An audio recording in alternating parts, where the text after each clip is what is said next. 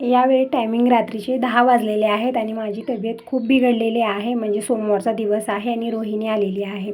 म्हणजे त्यांचा पूर्ण परिवार आलेला आहे. ते गेलेले होते बाहेरगावी, म्हणजे देवस्थानी गेलेले होते आणि घरी येता येता त्यांना खूप लेट झालेला आहे. रात्रीचे 10 वाजले. म्हणजे गावाकडे जायला निघालेले होते, पण 10 वाजता कुठली एस टी भेटणार. म्हणजे शेवटची एस टी होती ते कमलनगरला थांबले, तेव्हा ते उतरून मग घरी आलेले आहे. दिनेश घेऊन आलेला आहे सगळ्यांना. आणि आल्यानंतर रोहिणी स्वयंपाक बनवली, जेवण केलं. म्हणजे सोमवार होता, श्रावण महिन्यातला पहिला सोमवार. मग जेवण कुणाचं यांचं झालेलं नव्हतं. आल्यानंतर स्वयंपाक जेवण म्हणजे एकतर दिवसभर थकवा, त्यामध्ये आल्यानंतर स्वयंपाक बनवून जेवण केलं त्या रोहिणीनं, तिच्या सासूनं. मी तर उठूनही बघितलेलं नाही, कारण माझी तब्येत इतकी बिघडलेली होती. म्हणजे जसं तुम्ही अगोदरच्या व्हिडिओमध्ये बघितलं, मी दवाखान्यात जाऊन आले, मला काहीच फरक पडला नाही, उलट जास्त ताप आला. आणि ही व्हिडिओची क्लिप यांनी पाठवलेली आहे. म्हणजे शिर्डीला गेले अगोदर, तिथलं देवदर्शन झालं आणि मग नंतर ते लगेच काशीला जायला निघालेले आहेत. तर हा काशीमधला व्हिडिओ आहे. म्हणजे खूप सारे ताई तिथं गेले असतील, बघितलं असेल. म्हणजे खूप सारे ताई, खूप सारे दादा, त्यांनी हे सगळं बघितलं असेल, त्यांना माहिती असेल म्हणजे कुठलं काय आहे. पण हे काशीमधलं आहे आणि तिथलाच व्हिडिओ करून म्हणजे छोटीशी क्लिप करून पाठवलेली आहे. पण तब्येत इतकी बिघडलेली होती की मी बघितलं नाही. मी जेव्हा व्हिडिओ एडिट करत होते त्यावेळेतच मी बघितलेला आहे. बघू शकता किती भक्तजन आहे तिथे, किती गर्दी आहे. छान व्ह्यू येत आहे. सगळ्यांच्या हातात मोबाईल, कॅमेरे, सगळेजण शूट करण्यामध्ये लागलेले आहेत. तर इथं आरती होते. म्हणजे रात्रीच्या वेळेत, म्हणजे इव्हनिंगच्या वेळेत आरती चालू होती, तेव्हा याने व्हिडिओ कॉल केलेला होता आणि आम्ही ती आरती बघितली. म्हणजे तिथं जाऊन तर नाही बघितलं, पण असंच मोबाईलवरनं आम्ही देवदर्शन केलेलं आहे, आरती बघितलेली आहे. म्हणजे काशीमध्ये इथं जी नदी आहे तिथं आरती केली जाते आणि खूप महत्त्व असतं. तिथं खूप गर्दी पण होती. तेच आरती हे दाखवत होते. बघू शकता इथं तुम्ही पण आरती चालू आहे. म्हणजे गेल्यानंतर अगोदर आरतीच्या टायमिंगलाच गेलेले होते आणि जाणे कसं आहे, नदीच्या पलीकडनं जायचं होतं. तेव्हा पण व्हिडिओ कॉल केला होता. भरभरून अशी पाणी, म्हणजे इतकं पाणी त्या नदीमध्ये आहे आणि त्यामधनं जहान जात होते आणि त्यामध्ये सगळे भक्तजन जात होते. खूप गर्दी होती. आम्ही बघितलं थोडंफार आणि नंतर नेटच चालेना, क्लिअर काही दिसत नव्हतं. तर मी म्हटलं छोटासा व्हिडिओ बनवा आणि पाठवून द्या, आम्ही बघू इथं बसल्या जागी. तर व्हिडिओ करून पाठवलेले आहेत. तर तिथली आरती वगैरे आम्ही घर बसल्या आम्ही देवाचं दर्शन घेतलेलं आहे, आरती बघितलेली आहे आणि आता हे परत जात आहेत असं वाटत आहे. म्हणजे मला काही माहिती नाही, तितकं मी काही ऐकलेलं नाही आहे, कारण माझी तब्येत स्वतःची इतकी बिघडलेली होती. तर कुठं गेलेले आहेत, कुठला हा व्हिडिओ आहे ते मला काही समजलं नाही. म्हणजे म्हणत होते काशीमधलाच आहे, तर आता मला वाटतं नदीमधनं हे जात आहे दुसरीकडे. म्हणजे जहाजमध्ये बसलेले आहेत असं वाटत आहे. म्हणजे जसं तुम्ही बघत आहात व्हिडिओमधनं तसंच मी बघत आहे. यांना विचारलेलं नाही की कुठं होते काय, नाही काहीच विचारलं नाही. तर कालचा दिवस असा गेला, हा दुसरा दिवस आहे आणि रोहिणी त्यांचे सगळेजण सकाळी लवकर जाणार होते. ते रोहिणी म्हणत होती की ताई लवकर जायचं आहे, म्हणजे रात्री यायला तर लेट जात. त्यांचा यायचा इकडं काही विचार नव्हता, लेट झाला आणि एस टी नव्हती पुढे जाण्यासाठी, म्हणून ते आलेले होते. आणि रात्री स्वयंपाक केलं, जेवण खाणं, परत भांडे वगैरे सगळे क्लीन करून झोपण्यासाठी रात्रीचे 12:30 वाजलेले होते. तोपर्यंत सगळेजण जागे होते, पण मी फक्त रेस्ट घेत होते. मी कुठलीच कामं आवरलेली ना, किचनमध्ये मी आलेली होते, कारण माझी तब्येत इतकी बिघडलेली होती त्यामुळे. आणि रोहिणीनं मला काही करूही दिलं नाही. ती स्वतः स्वयंपाक केली, जेवण खाणं केलं त्यांनी, भांडे वगैरे स्वच्छ केलं, सगळं किचनचं काम आवरलं आणि त्यामध्ये माझ्याकडे बघत होती. म्हणजे ताप इतका होता रात्री मला की ओला कपडा भिजून माझ्या डोक्यावर ठेवायचं, अंग पुसायचं, चेहरा पुसायचा, हे पण काम, हे पण ड्युटी रोहिणीला लागलेली होती. आणि एकतर दिवसभर ते एस टीमध्ये धावपळ करून आलेले होते आणि त्यामध्ये हिची मुलं शिवम आणि सान्वी दोघंही चिडचिड करत होते, कारण दिवसभर प्रवास झालेला होता. ते पण खूप चिडचिड करायला लागलेले होते, पण काहीच पर्याय नव्हता, कारण मी उठून काहीच करू शकत नाही अशी माझी तब्येत झालेली होती. तर आता स्वयंपाक वगैरे परत रोहिणीनं केलेला आहे आणि परत मला ओल्या कपड्याची पट्टी दिली. मग तितक्यात बाबा पण आलेले आहेत. म्हणजे दिनेशचे पप्पा नाही, त्यामुळे सगळ्यांना परेशानी इतकी झालेली आहे. म्हणजे रोहिणी आली, परत कल्पना, अर्चना, सगळेजण आले. म्हणजे पंचमीच्या सणाला ते आलेले होते माहेरी, पण कसला सण केले नाही. सगळेजण इकडंच आले माझ्याकडे, कारण माझी तब्येत बिघडलेली होती. ताई पण, म्हणजे माझ्या ननंदबाई पण, त्या पण पंचमीचा सण केलेला नाही आहे, इकडेच आलेले होते. सगळ्यांच्या जरा चालू होते, कारण दिनेशचे पप्पाही नव्हते, तर सगळ्यांना टेन्शन आलेलं होतं. तर बाबा म्हणत होते की आपण आणखीन एक वेळा हॉस्पिटलला जाऊन येऊया आज. तर ठीक आहे म्हणलं. आणि ही व्हिडिओची क्लिप इकडची म्हणजे यांनी पाठवलेली आहे. मला वाटतं हे मथुरा आहे. म्हणत होते मथुराला जायचं आहे. आणि कसं आहे, थोडंफार देवस्थानी गेले, दर्शन वगैरे झालं आणि पुढे आणखीन देवस्थानी जायचं होतं, पण ते तिकीट कॅन्सल करून घरी परत आलेले होते. फक्त त्यांचं दर्शन झालेलं आहे शिर्डी, काशी आणि मथुरा आणि अयोध्या 3-4 ठिकाणी गेलेले आहेत आणि तिथं दर्शन करून म्हणजे असं म्हणत होते कुठेही माझं मन लागेना, दर्शन करायचं मन आहे जोपर्यंत की जेव्हापासून त्यांनी ऐकलेली होती की माझी तब्येत खूप बिघडलेली आहे आणि मला हॉस्पिटलमध्ये ॲडमिट केलेलं आहे, म्हणजे ICUमध्ये ठेवलेलं होतं मला 1 दिवस.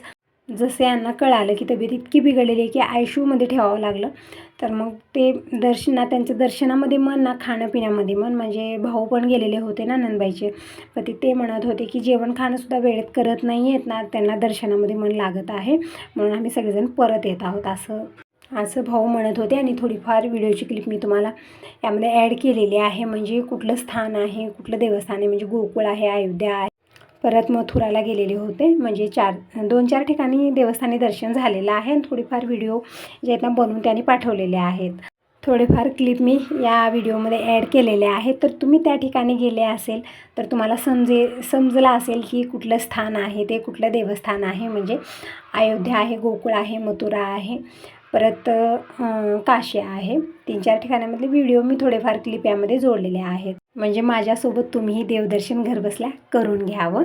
तर आता स्वयंपाक वगैरे झालेला आहे आणि रोहिणी, त्यांची सासूबाई म्हणजे सगळेजण आता जायला निघाले आहेत. म्हणजे सकाळी लवकर जायचा विचार होता, पण नंतर माझी अशी अवस्था बघून ना रोहिणी आणि तिच्या सासूनं स्वयंपाक केलं, कपडे धुले, भांडे क्लीन केले, सगळंच काम केलं. मला करण्यासाठी काहीच ठेवलं नाही, सगळं करूनच ते निघालेले. त्यांनी बाबा मला हॉस्पिटलला घेऊन गेलेले होते. तर आज इंजेक्शन वगैरे दिलेलं आहे, म्हणजे काल मी इंजेक्शन घेतलेलं नव्हतं भीतीमुळं, पण आज इंजेक्शन पण मी घेतलेलं आहे आणि टॅबलेट पण चेंज करून दिलेले आहेत. आता बघूया काही फरक पडतं की नाही, पण ताप माझा अजिबात उतरलेला नव्हता, फक्त पेशामुळे असं होत असेल, म्हणजे पेशा कमी झालेले आहेत. ते इथं समजत नाही कमलनगरला, कारण इथं तितकी व्यवस्था नाही आहे, फक्त चेक करतात, ताप वगैरे आली तर इंजेक्शन टॅबलेट हे सगळं दिलं जातं, पण इथं काही तितकी सुविधा नाही आहे, म्हणून आम्हाला उदगीरला जावं लागलेलं होतं. तर ताप तर उतरला नाही. मी स्वेटर, म्हणजे सगळ्यांना गरमी होत होती आणि मला इतकी थंडी वाजत होती की स्वेटर घातलं मी आणि 2-2 गोधडी पांघरून झोपलेली होती मी, इतकी थंडी होती माझ्या अंगामध्ये. आणि रोहिणी गेली आणि थोड्या वेळामध्ये कल्पना आलेली आहे, म्हणजे सणासाठी बहिणी आले आहेत, म्हणजे पंचमीच्या सणाला, पण कुठला सण नाही केलेला त्याने, सगळ्यांचं कुणाचंच पंचमीचा सण झाला नाही माझ्यासोबत. सगळेजण माझ्या मागं इकडे ये, दवाखान्यामध्ये 2-4 दिवस कल्पना राहिलेली होती माझ्यासोबत, परत अर्चना घरी 2-4 दिवस, म्हणजे कुठलीच कामं मी केलेली नाही आहे. सगळ्या माझ्या बहिणी शिवून केलेल्या आहेत, ना सण केलं ना त्यांनी काही केलेलं आहे.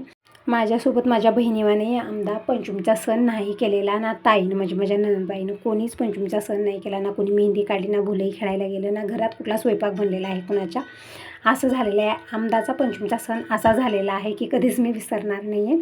माझ्यासोबत सगळ्यांनाच तसं झालेलं आहे.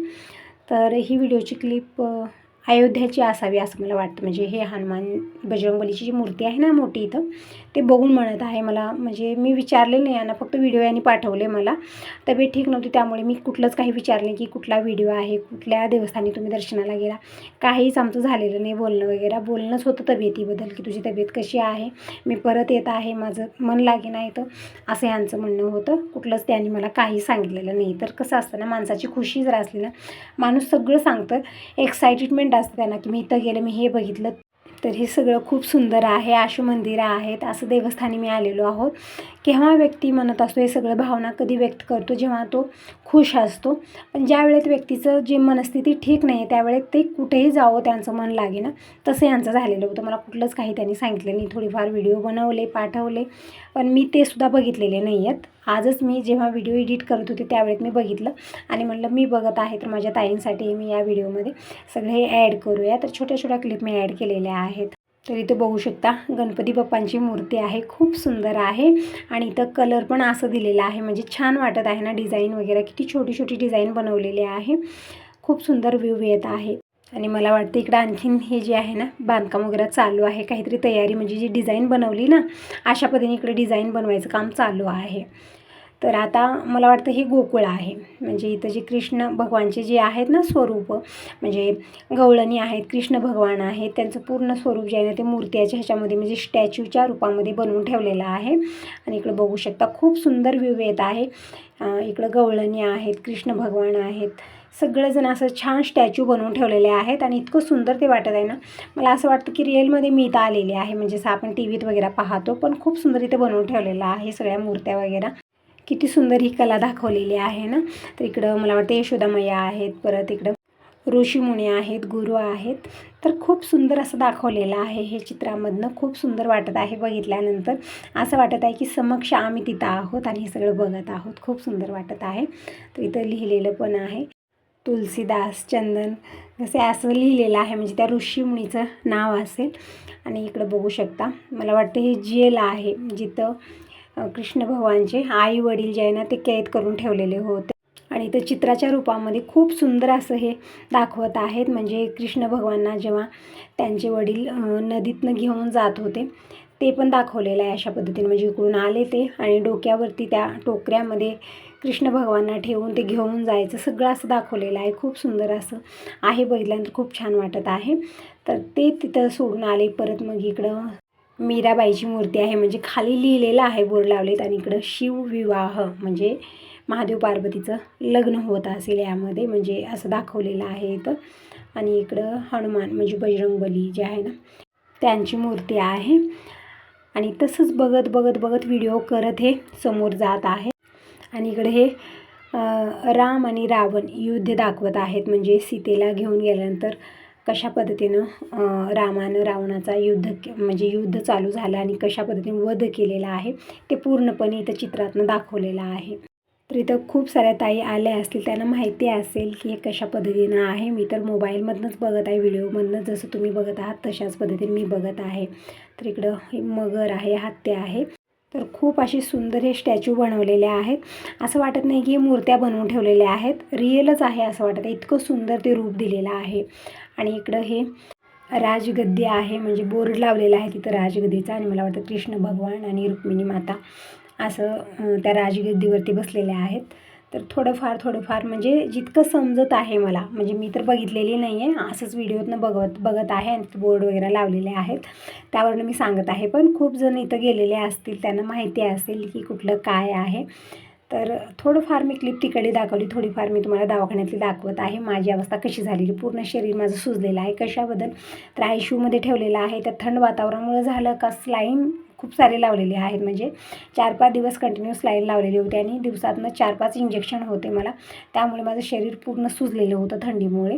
तर खूपच अवतार माझा बिघडलेला होता. तर जास्त मी काही व्हिडिओ कुठलेच बनवले नाही आहे. जी हे आहे याने जी व्हिडिओची क्लिप पाठवलेली होती ते मी यामध्ये ॲड केलेले आहे. म्हणजे ज्या ताई जाऊन आले ते खूपच छान आहे, जाऊन दर्शन करून आलेले आहेत. पण ज्या ताई माझ्यासारख्या आहेत जे नाही गेलेल्या आहेत तिथं, त्यांच्यासाठी मी व्हिडिओची क्लिप यामध्ये ॲड केलेली आहे. आणि कुठलं काय आहे मला माहिती नाही आहे तितकं, फक्त मी तुमच्यासारखंच बघत आहे मोबाईलमधनं. आणि हे मला वाटतं गोकुळचाच व्हिडिओची क्लिप आहे, गोकुळची. म्हणजे कृष्ण भगवान जेव्हा गोवर्धन पर्वत उचललेले होते, फक्त एका करंगळीनं कृष्ण भगवानने इतकं मोठं भव्य पर्वत उचललेलं होतं. आणि म्हणजे अपार देवाची लीला आहे. फक्त करंगळीवरती गोवर्धन पर्वत भगवान कृष्णाने उचललेलं होतं. आणि सगळेजण बघू शकता कशा पद्धतीने याच्या खाली थांबलेले आहेत, कारण सगळीकडे पाणी आहे. जसं आपण टी व्हीमध्ये वगैरे बघितलेलं आहे सिरियलमध्ये, ते साक्षात तिथं सगळं बनवून ठेवलेलं आहे. तर तिथलीच व्हिडिओची क्लिप जी आहे मला खूप खूप खूप आवडली. खूप छान वाटत होतं जेव्हा त्यांनी व्हिडिओ करून मला पाठवला आणि जेव्हा बघितली तर साक्षात कृष्ण भगवान तिथं अवतरित आहेत. आणि हे सगळं बघितल्यानंतर माझं मन राहावे ना असं वाटत आहे की आपणही तिथं जावं, हे सगळं बघावं. खूप सुंदर व्ह्यू येत आहे आणि खूप सुंदर अशा तिथं मूर्त्या बनवून ठेवलेल्या आहेत.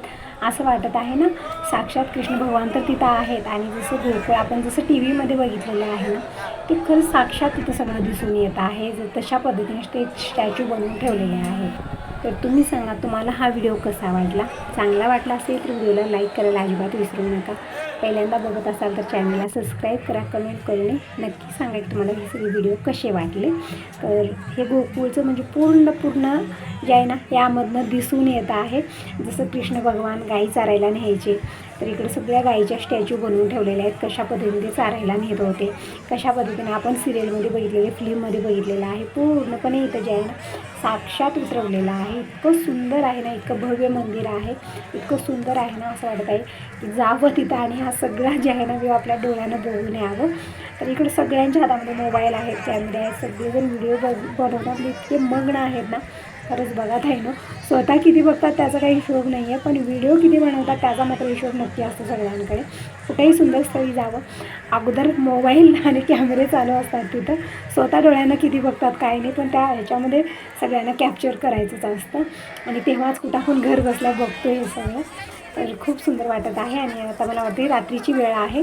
बघू शकता मंदिर किती सुंदर, किती भव्य मंदिर आहे. लाईटिंग चालू आहे आणि बघावं तिकडं अंधार वाटत आहे, म्हणजे छान व्ह्यू येत आहे आणि भक्तजन इतके आहेत ना, इतके आहेत की पाऊल ठेवायला जागा नाही, मंदिरसारखे तिथे भक्तजन दिसत आहे. खूप सुंदर असा व्ह्यू येत आहे. सगळीकडे लाईटिंग वगैरे चालू आहे, म्हणजे जेव्हा संध्याकाळची वेळ झाली आहे तेव्हा छान व्ह्यू येत आहे, म्हणजे ती लाईटिंग वगैरे लागलं खूप छान वाटत आहे. आणि भक्तजन सगळेजण तिथं ते सगळं जे आहे ना रिकॉर्ड करण्यामध्ये मग्न आहेत सगळेजण. म्हणजे आता मंदिरामध्ये साक्षात जिथं देव आहेत तिथलं जे आहे ना व्हिडिओ बनवायला परमिशन नसते, तिथं कॅमेरा मोबाईल काहीच अलाउड नसतो. आणि जे बाहेरचं व्ह्यू आहे तिथलं मात्र पूर्णपणे जे आहे ना व्हिडिओ बनवून आम्ही पाठवलेला होता आणि तेच व्हिडिओची क्लिप मी त्या व्हिडिओमध्ये ॲड केलेली आहे तुमच्यासाठी फक्त. आणि तो प्रत्येक ठिकाणी असे बोर्ड लावलेले आहेत ना, यहाँ पर मोबाईल अलाउड नाही आहे, यहाँ पर फोटो निकालना मना आहे, असे बोर्ड प्रत्येक ठिकाणी दिसत आहेत मंदिरामध्ये. म्हणजे बाहेर काही नसतं बंदी, पण मोबाईल म्हणजे सॉरी मंदिरामध्ये कॅमेरा मोबाईल अलाउड नसतो ना, फोटो काढायला परमिशन असते तिथं. आणि ते लिहिलेलं पण आहे, म्हणजे तिथं तर असतात आतमध्ये नेऊ देत नाही, म्हणजे चेकअप वगैरे चालूच असतं त्यांचं, पण तिथं बोर्ड पण लिहिलेले आहेत. त्या बोर्डावरती लिहिलेलं आहे की इथं फोटो वगैरे काढायला मनाई आहे, फोटो काढायचं नाही ना, व्हिडिओ बनवायचा आहे सगळ्याला ते बंधनं असतं, कारण तिथं अलाउड नसतं. खूप सुंदर व्ह्यू येतो, पण आपण तिथं रेकॉर्ड करू शकत नाही आहे, काही रूल्स असतात ते पण आपल्याला फॉलो केलेच पाहिजे. तरी पण बघू शकता ते बोर्ड तितके लावले तरी पण बाहेरून सगळेजण फोटो घेत आहेत, राधाकृष्णाचे फोटो घेत आहेत, तर खूप सुंदर व्ह्यू येत आहे ना. त्यामुळे बघू शकता भक्तजन किती आहेत बघावं. तिकडे इतकी गर्दी आहे ना, एकदम मुंगीसारखे लोक दिसत आहे. आणि त्यामध्ये श्रावण महिना चालू आहे आणि आता इथे लिहिलेलं आहे बोर्ड, तुम्ही बघू शकता वरती लिहिलेलं आहे ह्यात फोटो निकालणं मना आहे, पण कोणीच ते रूल्स फॉलो केले नाही, सगळ्याच्या मोबाईल दिसत आहेत.